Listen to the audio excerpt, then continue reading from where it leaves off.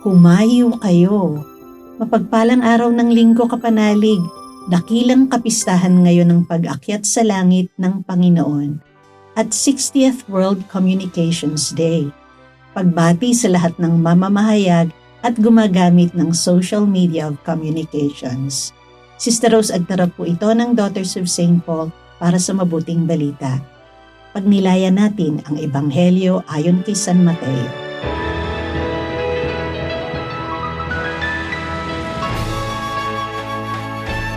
Pumunta sa Galilea ang 11 alagad sa bundok na itinakda ni Jesus.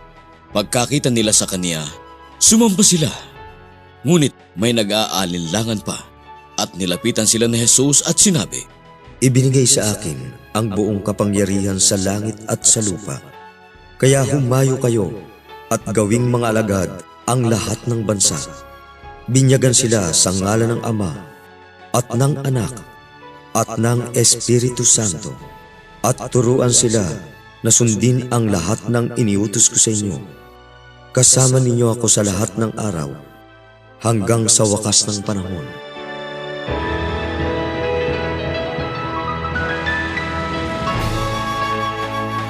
Humayo at ihayag. Kilala ito bilang isang kanta sa simbahan, sabalit sa linggong ito ang hamon at atas sa atin ni Kristo.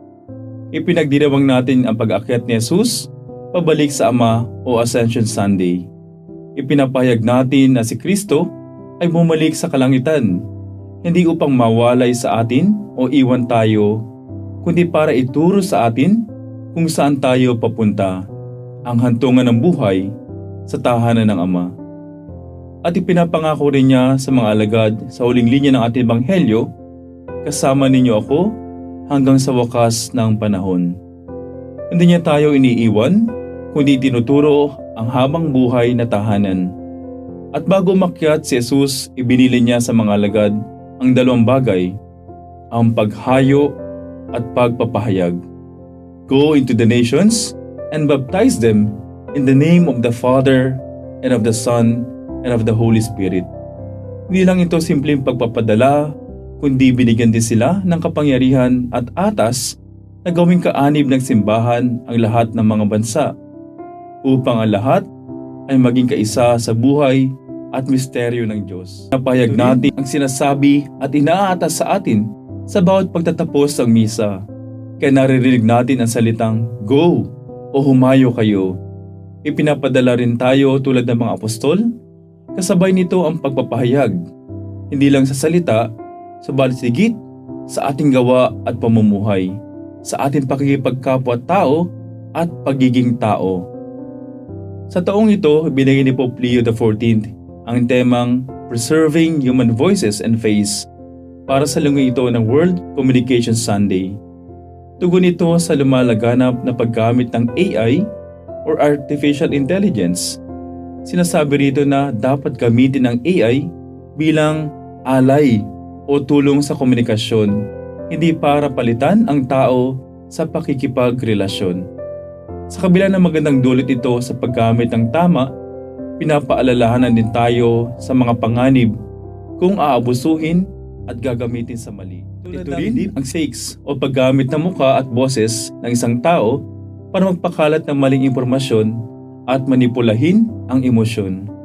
Kaya ang panawagan sa atin ay magkaroon at magpalaganap ng Media Artificial Intelligence Literacy upang turuan ang lahat, lalo na ang mga kabataan ng wastong paggamit ito, upang sa huli, maipahayag ang katotohanan at kabutihan, si Kristo sa lahat. Mga kapanalig, maraming salamat po sa inyong suporta sa aming misyon, lalong-lalo na sa mga sumusunod na sponsors.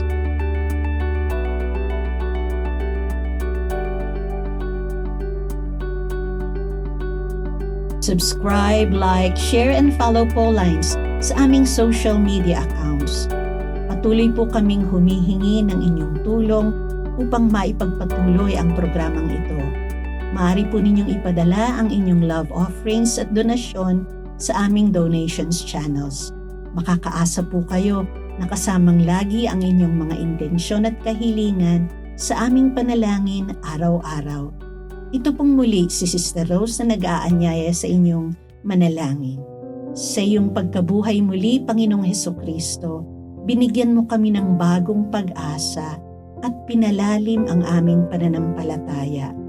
Panibaguhin mo kami upang masigasig naming maipalaganap ang mabuting balita ng may kagalakan at kapayapaan. Amen. Alleluia.